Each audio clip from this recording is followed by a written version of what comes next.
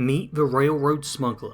This is another of my Anniversary Edition faction builds, meaning it will utilise some of the Creation Club content that was added in that bundle, though I will offer some base game alternatives as well. The special stats for this build are 3 Strength, 1 Perception, 4 Endurance, 1 Charisma, 3 Intelligence, 7 Agility and 10 Luck. This does include the special book in Sanctuary, so make sure to pick that up, like you should in every playthrough. Most of the stats on this build are pretty low, but with Agility and Luck both high, we're able to be incredibly effective inside of VATS, and we'll have plenty of perks geared toward that playstyle. The perks for this build are split up into Major, Minor and Role-Playing, depending on their level of importance. And let's start with the most important of them all, the Major perks, which are Gunslinger, Sneak, Ninja, Gun Nut and Armourer. Gunslinger is the primary damage perk. With it, pistols end up dealing up to double their standard damage, and have a chance to disarm. The disarm effect is especially cool and can render many ranged enemies harmless. Sneak is up next and is the main perk for keeping your character hidden. The more ranks of this you have, the harder it will be for enemies to spot you, but you also get a host of added effects such as not setting off traps and being able to cloak for a moment when crouching down. To complement this perk, we also have Ninja. This drastically increases the damage you deal with your sneak attacks, by improving the damage multiplier you have for every shot you take while hidden.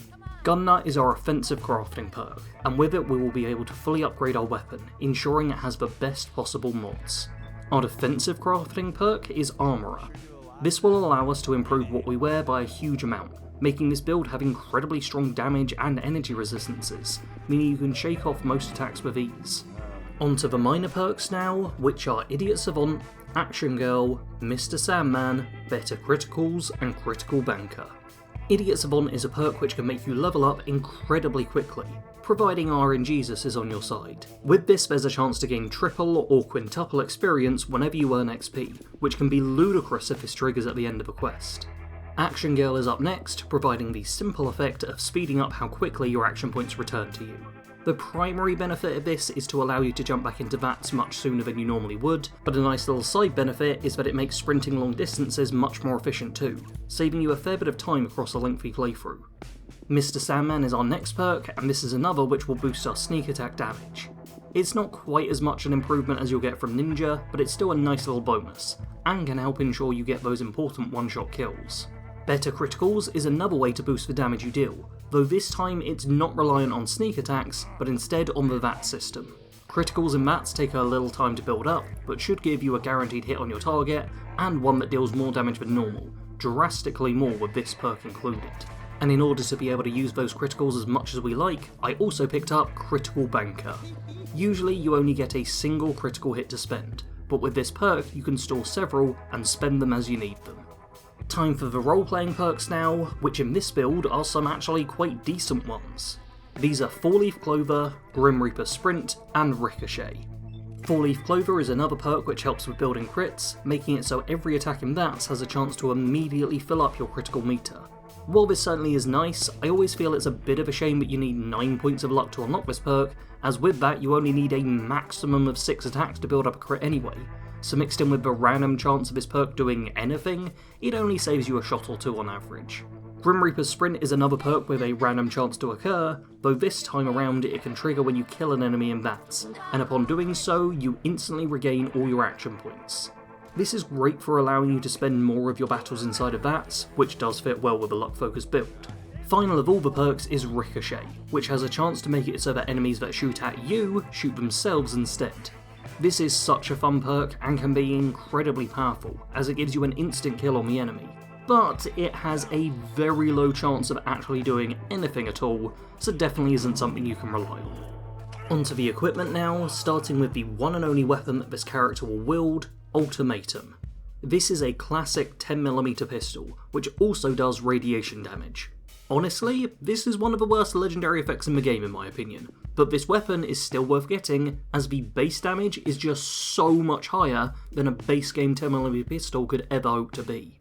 If you are just playing the standard edition of the game, then go with the Deliverer instead, which has a far superior legendary effect, though does still have quite a bit lower damage, because Creation Club weapons do love making their base damage somewhat OP. Onto the armour now, starting with the Sharp Railroad Smuggler outfit. This is from the Railroad Clandestine Couture creation, and is a piece of Under Armour with some special boost, and the ability to accept Ballistic Weave, hence the crazy armour values.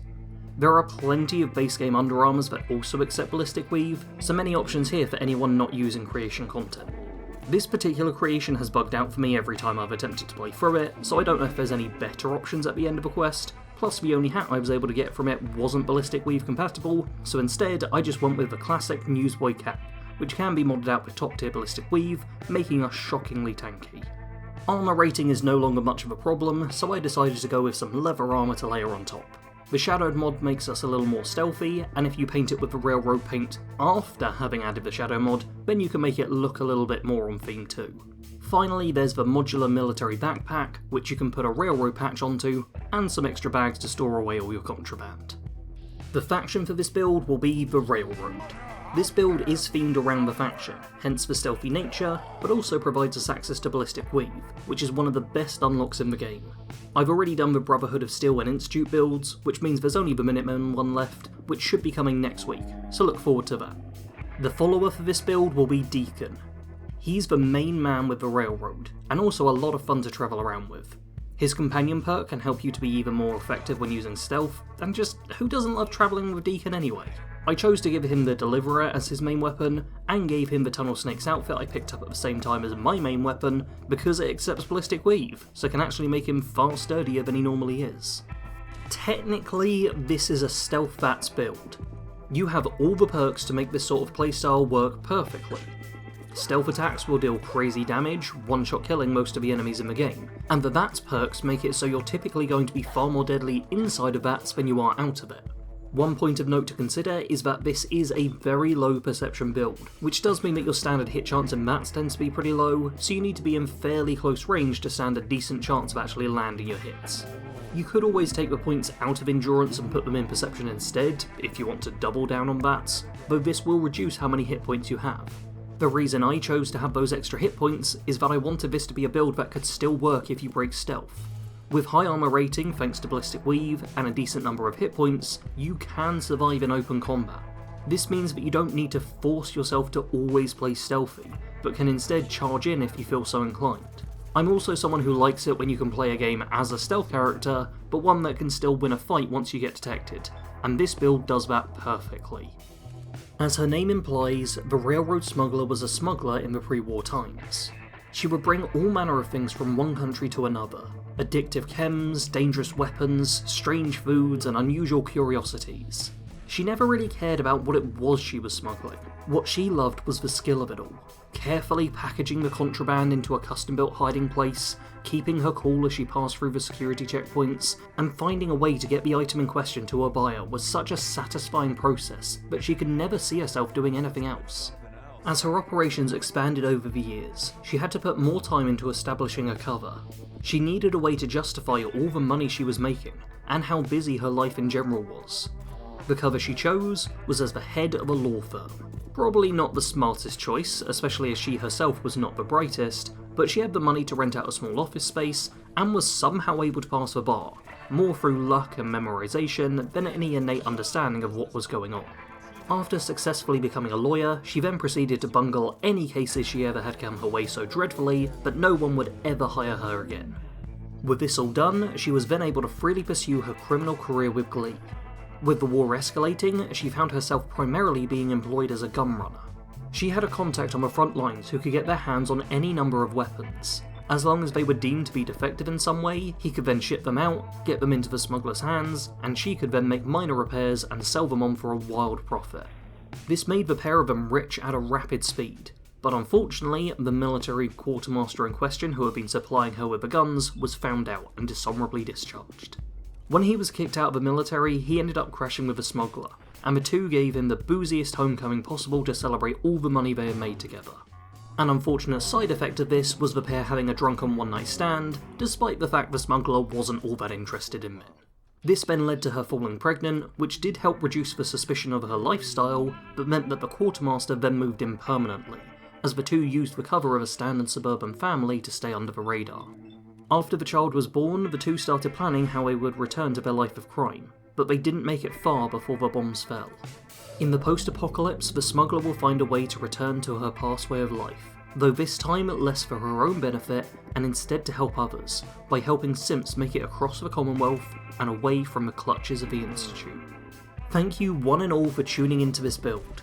I've really enjoyed getting back into making Fallout 4 builds, and I'm looking forward to having builds back on the channel on a regular basis. If you'd like to see more builds like this, then make sure to hit both the like and subscribe buttons to let me know. Feel free to comment your thoughts below, and as always, thanks for watching. Sarge out.